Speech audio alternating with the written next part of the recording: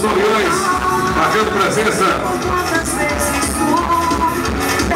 para assistir muitas novidades nessa noite aqui do Carnaval Central 2009. Bom demais estar com vocês. Alegria total durante todos os dias. A realização do Carnaval Central. Nosso prefeito, querido prefeito Edilson Júnior, Luiz Gilberto Ferreira, secretário de Cultura e Turismo, vereador Cleber Pavolio, Sabração Marcão também, deputado estadual Cirilo Pimenta. A realização do Carnaval Central 2009. Durante todos os dias é só alegria.